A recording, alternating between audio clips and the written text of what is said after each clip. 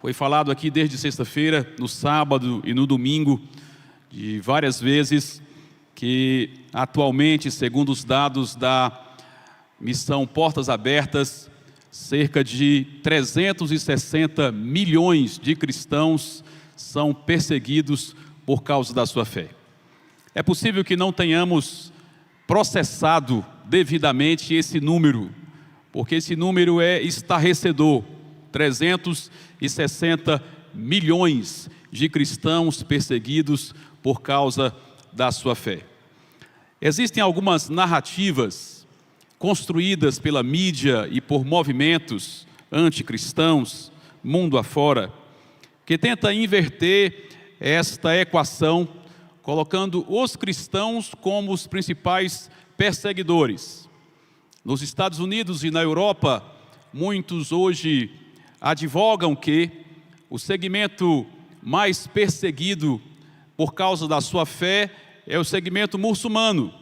Os muçulmanos, por serem às vezes confundidos por causa da sua fé com terroristas, daí são discriminados e, via de regra, pelos cristãos europeus e norte-americanos, portanto ocidentais, logo seria o segmento mais perseguido por causa da sua fé.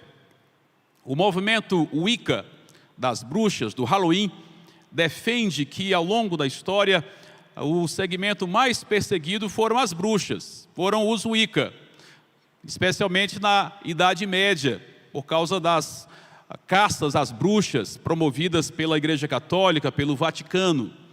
Há aqueles que pensam que historicamente os mais perseguidos por causa da sua fé foram os judeus, que durante a Segunda Guerra Mundial, não exatamente por causa da sua fé, mas por outras razões, foram exterminados. Talvez 6 milhões de judeus foram mortos debaixo da ditadura de Adolf Hitler. Alguns entendem que o segmento mais perseguido no Brasil, por causa da sua fé, é o segmento das religiões de matriz africana. E nós temos ouvido nos últimos anos isso de maneira repetida por autoridades, por pensadores, por artistas, por famosos, de que os praticantes das religiões de matriz africana são os mais intolerados, inclusive pelos evangélicos intolerantes no Brasil. Há toda uma construção de narrativa de que os mais intolerados no solo brasileiro, por alguns, entende-se que seria as pessoas de opção homoafetiva. E, em particular, pelos evangélicos que pregam contra a prática homoafetiva. Entretanto, é inquestionável que ao longo da história da humanidade não existe um segmento mais perseguido por causa da sua fé do que o segmento cristão. Sempre os cristãos estiveram no topo da lista de perseguição, de restrição, de ameaça, de resistência por causa da sua fé. Desde o período do Império Romano, quando milhares de milhares foram martirizados por causa do Império, da força política. Mesmo no período da Idade Média e da Reforma também, quando o próprio romanismo apóstata promoveu a perseguição de cristãos protestantes. E ainda hoje, na atualidade, de acordo com o World Christian Database, que é o maior banco de dados acerca de religiões do mundo, ele é da Convenção Batista Sul dos Estados Unidos, mas é tão referendado que é a fonte usada pelo Vaticano.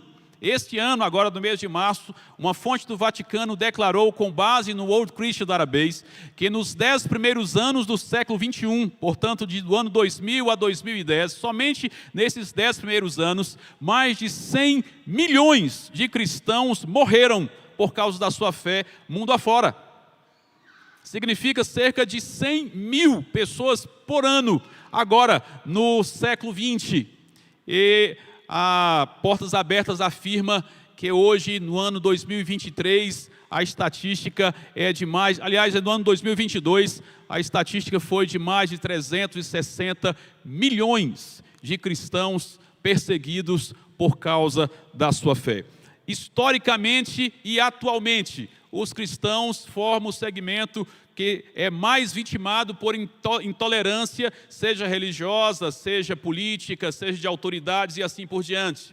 E não apenas ocupa o topo da lista dos que mais perdem a sua vida, mas disparadamente o topo da lista daqueles que são mais hostilizados, discriminados, perseguidos por causa da sua fé.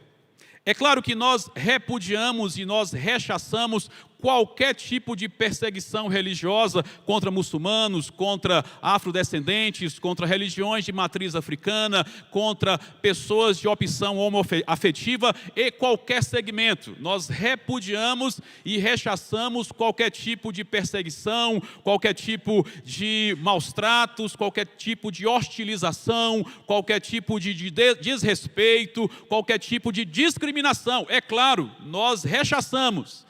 Mas esses fatos não tiram os cristãos como aqueles que ocupam o topo, infelizmente, da lista dos mais perseguidos na história e na atualidade. Por que isso acontece? Porque o próprio Senhor Jesus, Ele falou aos seus discípulos: o servo não é maior do que o seu Senhor. Se perseguiram a mim, também perseguirão a vocês. Os cristãos são perseguidos ao longo da história e hoje na atualidade, porque os cristãos participam do sofrimento do seu Senhor. Paulo fala sobre isso na sua segunda carta a Timóteo, capítulo 3, e eu queria que você, por favor, abrisse a sua Bíblia ali. 2 Timóteo, capítulo 3, versículos de 10 a 12.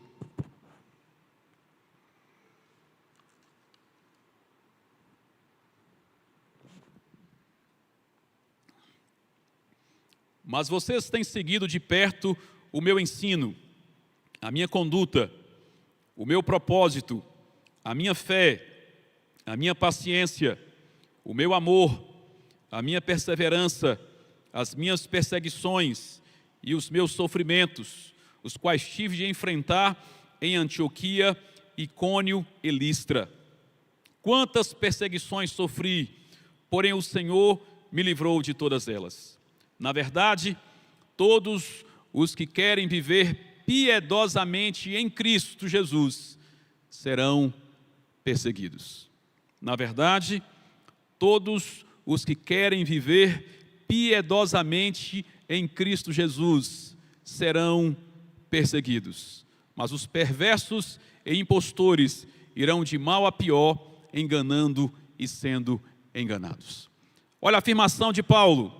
Paulo está escrevendo para Timóteo, e ele reconhece que Timóteo tem seguido de perto o seu ensino, e não apenas o seu ensino, a sua conduta, o seu propósito de vida, a sua fé e a sua perseguição. Timóteo tem sido perseguido da mesma forma que Paulo era perseguido, e Paulo é perseguido no entendimento dele, da mesma forma que o Senhor Jesus, o seu Senhor, fora perseguido quando aqui na terra. E Paulo cita: você viu os meus sofrimentos, os quais tive que enfrentar em Antioquia, Icônio e Listra.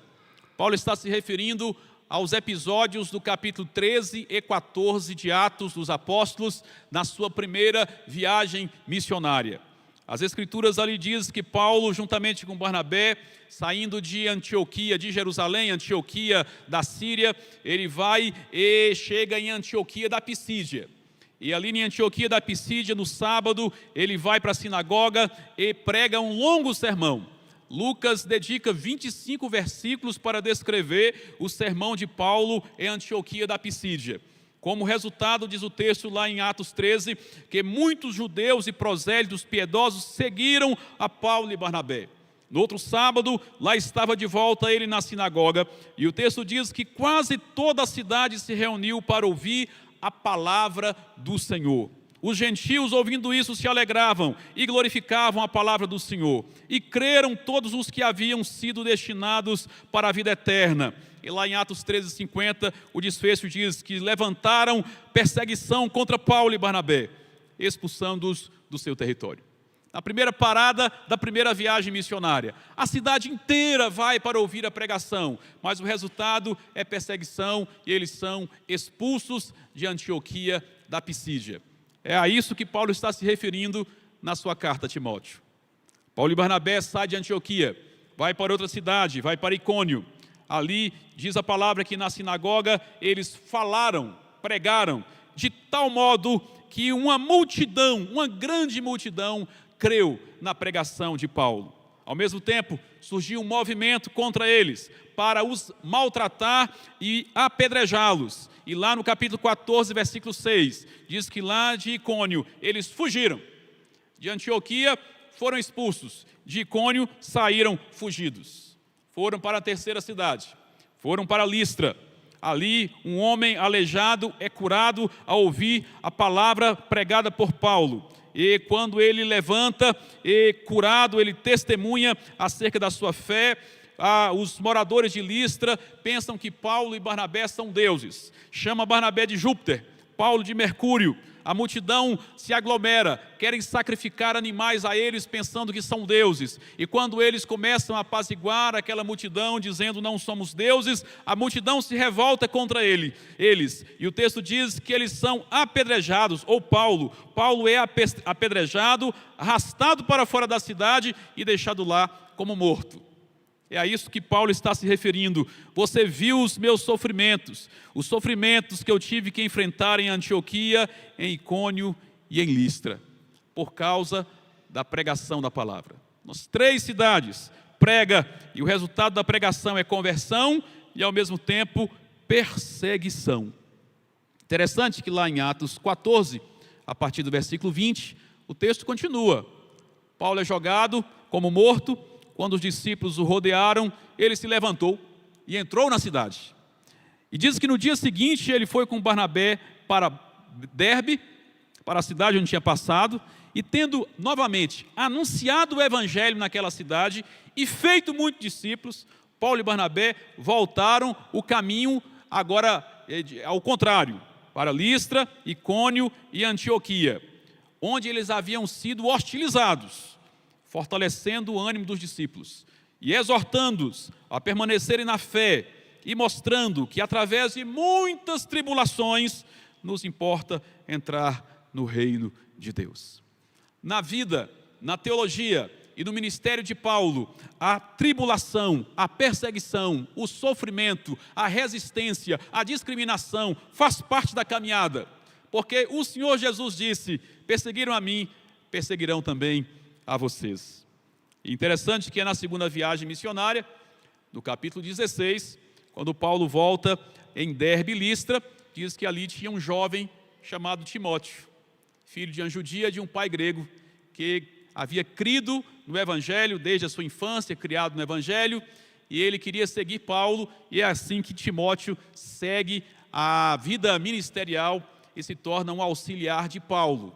Depois de observar a vida e o ministério de Paulo na sua cidade, sofrendo, sendo perseguido por causa da pregação do Evangelho. É assim que Paulo, quando escreve aos Coríntios, no capítulo 15 da sua segunda carta, aliás, no capítulo 11 da sua segunda carta, ele resume a sua caminhada ministerial diante da perseguição, quando ele diz: são ministros de Cristo, falando sobre os outros apóstolos, falando como se estivesse fora de mim, afirmo que sou ainda mais, em trabalhos muito mais, em prisões muito mais, em açoites sem medida, em perigos de morte muitas vezes. 5 vezes recebi dos judeus 40 açoites menos 1, 3 vezes fui açoitado com varas, 1 vez fui apedrejado, 3 vezes naufraguei, fiquei 1 noite e 1 dia boiando em alto mar, em viagens muitas vezes, em perigos de rios, em perigos de assaltantes, em perigos entre patrícios, em perigos entre gentios, em perigos na cidade, em perigos no deserto, em perigos no mar, em perigos entre falsos irmãos, em trabalhos e fadigas, em vigílias muitas vezes, em fome e sede, em jejuns, muitas vezes em frio e nudez. Perseguiram a mim, perseguirão a vocês. Paulo entende isso. Paulo enfrenta a perseguição como parte da sua caminhada, porque a pregação do Evangelho, por natureza, gera e desperta oposição. Paulo então diz para Timóteo: você viu o meu sofrimento, você participou desse sofrimento em Antioquia, em Icônio, em Listra. quantas perseguições sofri. Na verdade, todos os que querem viver piedosamente em Cristo Jesus serão perseguidos. A perseguição aos cristãos, ela é historicamente tão registrada e atualmente documentada. Ela é tão real, constante, porque ela é resultado da identificação do cristão com Cristo. Nós sofremos em função da nossa união com Cristo, por estarmos unidos com Ele.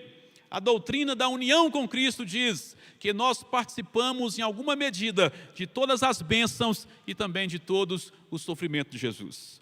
Paulo diz, os que querem viver piedosamente em Cristo. Esse em Cristo significa unidos com Cristo. Piedosamente é o mesmo que de maneira devotada a Cristo, de maneira que dá total importância a Cristo, em união com Ele. Estes que assim vivem serão perseguidos, porque Cristo foi perseguido. Viver piedosamente no versículo 12 é um contraste do que acontece, do que ocorre no versículo 5. No versículo 5 diz assim, tendo forma de piedade, mas negando o poder dela. Paulo está fazendo aqui um contraste.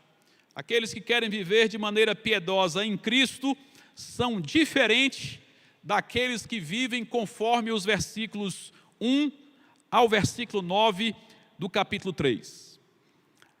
Nesse trecho do capítulo 3, 1 a 9, nós temos a lista dos horrores. Uma lista de 19 características de pessoas não piedosas.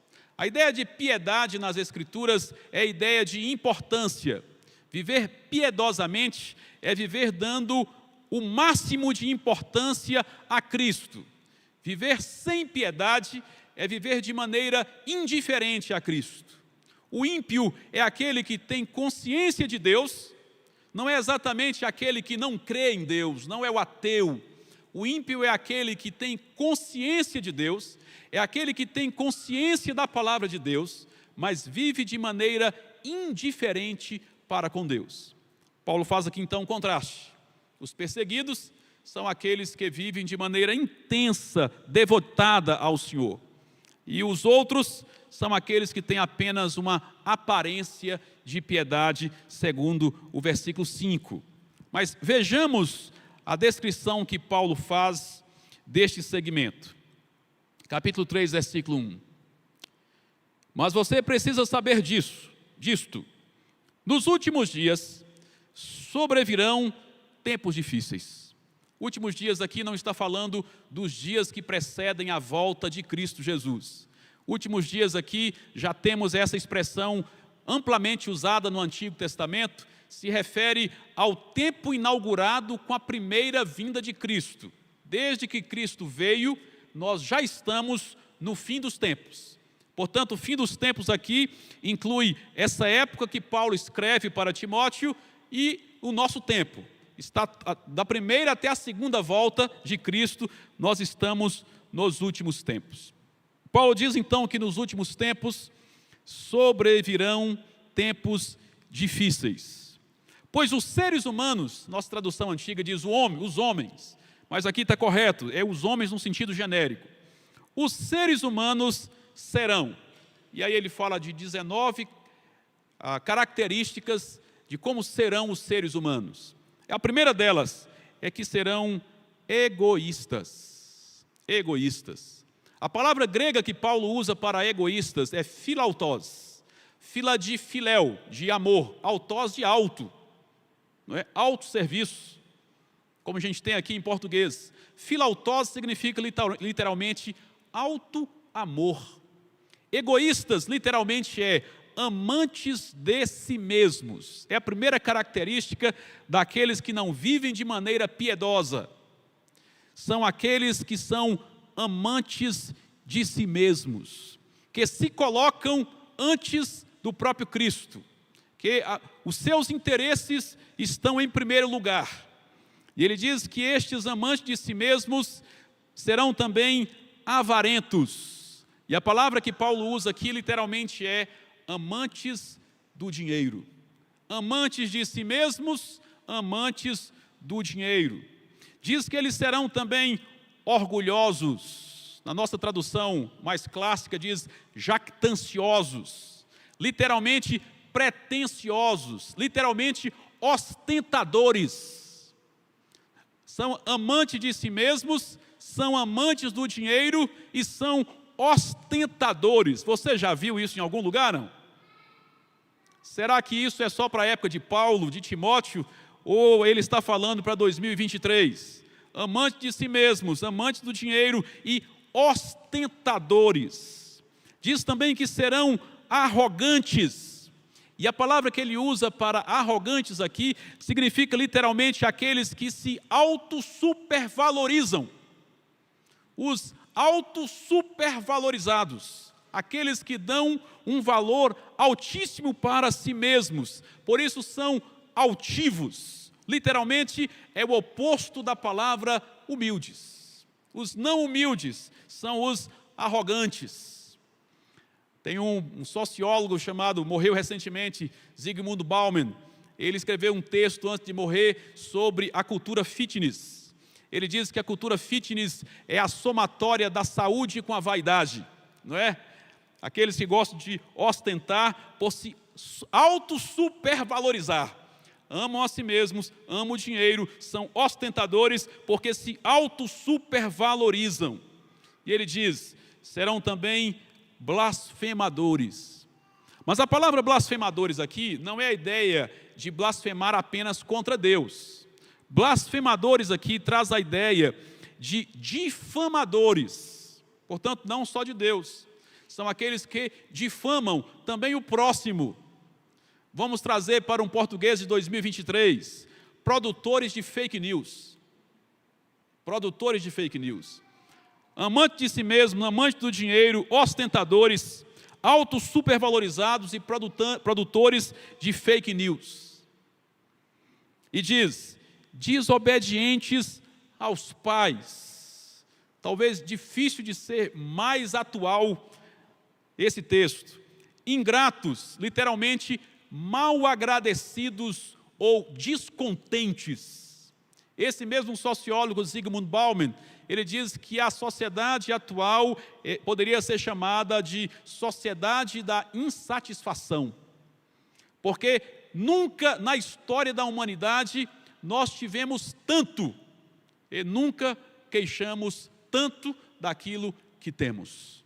O consumismo exagerado, imediatista, que descarta produtos rapidamente, e um comércio que nos ensina a sempre querer o novo, o de amanhã, e entendendo que o de ontem já está obsoleto. Consumidores incontidos, ingratos, descontentes com aquilo que se tem. Paulo diz também que os homens não piedosos, eles são ímpios. Na nossa tradução antiga, irreverentes. E aqui é uma palavra difícil de traduzir para o português, porque há uma palavra em grego que traz a ideia de santo, mas não o santo separado, e nem exatamente o santo puro. É o santo no sentido de alinhado com o seu propósito existencial. Aquele que vive de acordo com o propósito para o qual ele foi criado. A palavra usada para santos, no grego hóstios. Aqui é o contrário dessa palavra. Ímpios aqui são aqueles desalinhados com o propósito para o qual foram criados. São aqueles que vivem fora dos planos do eterno para eles. Estes são chamados de ímpios ou de irreverentes, no sentido de serem indiferentes para com aquele que os criou e lhes deu um propósito. Indiferentes para com o propósito de Deus para as suas vidas. São os ímpios. E no versículo 9, ele diz, os humanos, seres humanos também serão sem afeição natural. Afeição natural. Essa lista de 2 Timóteo 3, 1 a 9, ela é quase idêntica com a lista que Paulo usa lá em Romanos capítulo 1, versículos 29 a 31. Ali Paulo fala também daqueles que não têm afeição natural. Capítulo 1 de Romanos, ele começa falando que por haverem desprezado o conhecimento de Deus, o próprio Deus os entregou a um modo de pensar reprovável, para praticarem coisas que não convêm. E lá no versículo 31, ele diz: estes são insensatos, desleais, sem afeição natural. O que é sem afeição natural? Romanos 1, Paulo continua, versículo 24: por isso Deus os entregou à impureza, pelos desejos do coração deles, para desonrarem o seu corpo entre si. Versículo 26, por causa disso, Deus os entregou a paixões vergonhosas, porque até as mulheres trocaram o modo natural das relações íntimas por outro, contrário à natureza. Da mesma forma, também os homens, deixando o contato natural da mulher, se inflamaram mutuamente em sua sensualidade, cometendo indecência, homens com homens, e recebendo em si mesmos a merecida punição do seu erro. Sem afeição natural, Paulo está se referindo literalmente à prática homoafetiva. É a prática homoafetiva. Exegeticamente é isso, e não temos como fugir desse texto. E é algo tão real, na época de Paulo já existia, antes de Paulo já existia. Nós vemos lá nos patriarcas casos homoafetivos. Na época do Novo Testamento era comum, no período do Império Romano era comum, e hoje se tornou amplamente comum, só que agora com militância ideológica. E se nós devemos respeitar as opções de gênero e de práticas sexuais de todas as pessoas, se nós devemos manter respeito para com todos, nós precisamos de igual forma manter as nossas convicções. Uma coisa é respeitar, outra coisa é concordar. Uma coisa é ter respeito, outra coisa é se calar. Paulo diz que os não piedosos, que não vivem de maneira piedosa com Cristo, serão marcados pela falta de afeição natural. A prática homoafetiva, ela deve ser tão rejeitada por nós cristãos quanto a prática do adultério. A ideia militante de que eu nasci dessa forma, eu posso ser assim, é análoga a pensar que um marido tem atração por outra mulher que não é a sua esposa, e por ter atração por uma mulher que não é a sua esposa, ele está autorizado e legitimado a viver de maneira adúltera. É pensar que a mulher casada que tem atração por outro homem, pelo fato de ter atração por outro homem, está autorizada a viver traindo o seu marido. É a mesma categoria. Nós não podemos acusar o próximo e apedrejar o próximo por ter atração homoafetiva, mas nós precisamos entender que as Escrituras reprovam o ato e ponto final. Paulo diz que estes que não vivem de maneira piedosa serão também implacáveis, sem misericórdia, serão caluniadores, acusadores, serão também sem domínio próprio. E a ideia de sem domínio próprio é escravos de si mesmos, escravos dos seus próprios desejos. Aqueles que amam a si mesmos, eles acabam se tornando escravos de si mesmos. Por isso teve um sociólogo que, escrevendo sobre Karl Marx, ele dizia que Karl Marx ele tinha uma utopia, pensando que em algum momento chegaríamos a ser totalmente livres e não teria mais opressão social nas classes. E esse filósofo diz o seguinte, que no momento que não tivermos mais nenhum patrão, nós nos tornaremos o nosso próprio patrão. E ele diz, eu sou o pior patrão de mim mesmo. É o patrão onipresente. É isso que Paulo está dizendo. Sem domínio próprio são aqueles que são escravos de si mesmos, escravos dos seus próprios desejos. Eles são cruéis, a palavra indica animal não domesticado, são inimigos do bem, são traidores, são atrevidos, são convencidos, se acham, diz o Paulo, que serão mais amigos dos prazeres do que amigos de Deus. E aqui vem a palavra usada hoje para hedonismo, amigo dos prazeres. E ele diz, tendo forma de piedade, mas negando o poder delas. E essa é a pior frase desse texto, porque com isso Paulo está dizendo, é possível ser crente, cheio dessas mazelas. É possível estar na igreja, cheio da caverna dos horrores. É possível parecer um crente, ter forma de piedade, mas de fato é apenas uma fachada. E Paulo diz, foge, fique longe também destes, fique longe. Agora, o detalhe aqui, o fique longe, ou outra tradução diz, fuja destes, não é exatamente a ideia de evitar e de se isolar destes não piedosos. A ideia é de não aceitar esta cultura, não aceitar esse modo de pensar, esse modo de viver. A ideia de fica longe destes é de se opor a essa estrutura mundana, é de não se compactuar com essa cultura mundanizada, ensimesmada, que mantém as pessoas longe de Deus. E Paulo diz, pois entre estes se encontram os que se infiltram nas casas e conseguem cativar mulheres tolas, sobrecarregadas de pecados, que são levadas por todo tipo de desejos, que estão sempre aprendendo e nunca conseguem chegar ao conhecimento da verdade. Parece uma alusão ao Éden, não é verdade?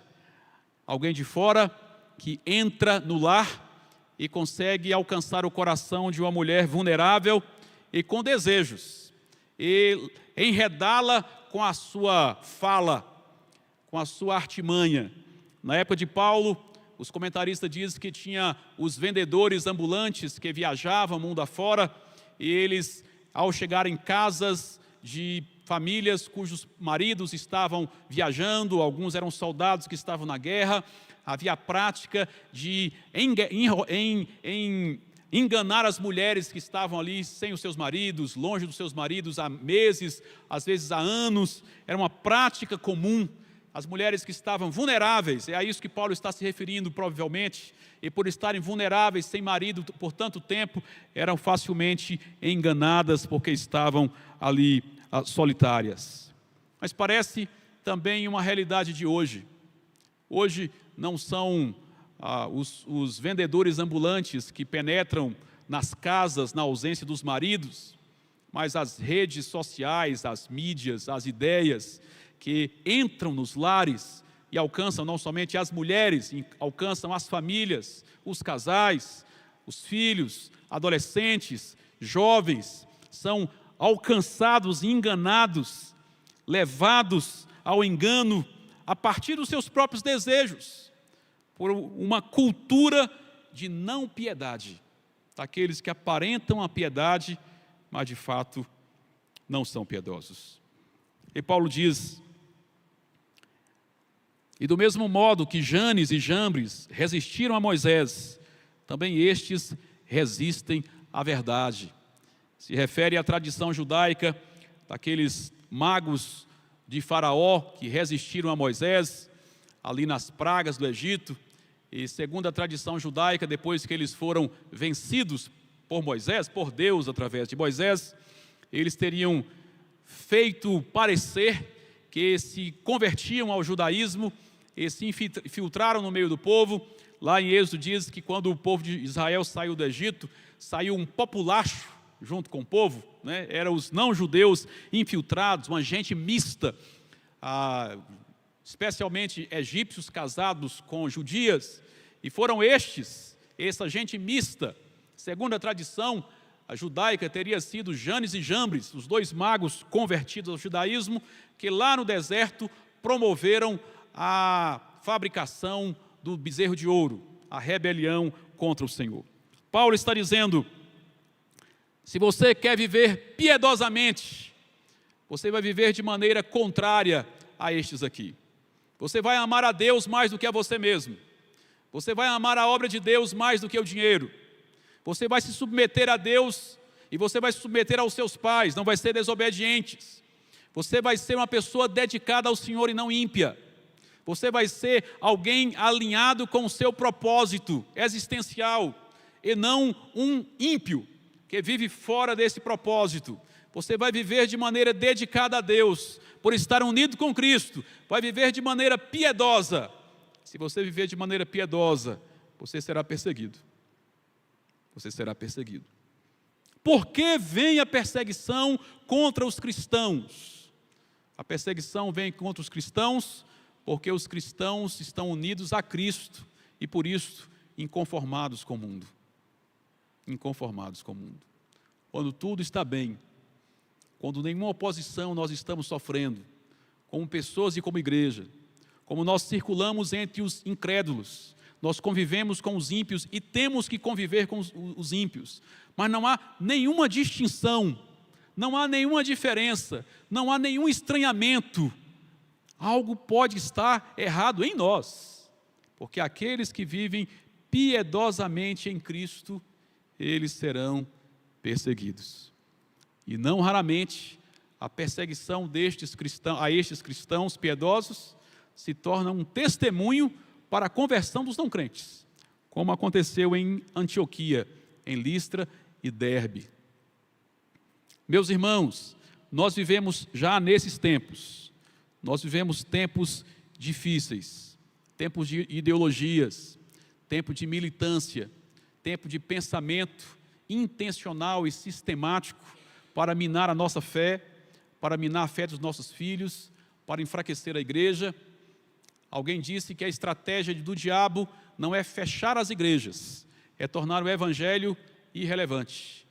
E o evangelho se torna irrelevante quando aquele que está na igreja passa a viver com uma falsa piedade. Parece ser piedoso, mas de fato está marcado por estas heranças pecaminosas e mundanas.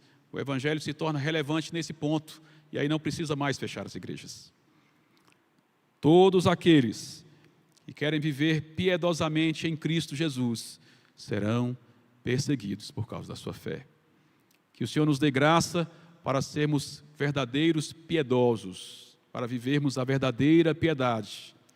Que o Senhor nos dê graça para resistirmos às críticas, aos cancelamentos, às vaias, à hostilização, à discriminação, mas que nisso seja o nome do Senhor honrado em nós e através de nós, para a sua glória, edificação do seu povo e redenção do perdido. Vamos orar. Te bendizemos, Senhor, pela sua bondade, pela sua graça, nos dando a sua palavra, viva e santa, que fala aos nossos corações e nos confronta, que nos conforta e nos anima, que nos dá condições para viver, mesmo quando somos hostilizados e perseguidos. Que o Senhor nos faça crentes piedosos, crentes que vivem no Senhor e para o Senhor, crentes que têm o Senhor como bem maior. Os seus propósitos são os nossos propósitos.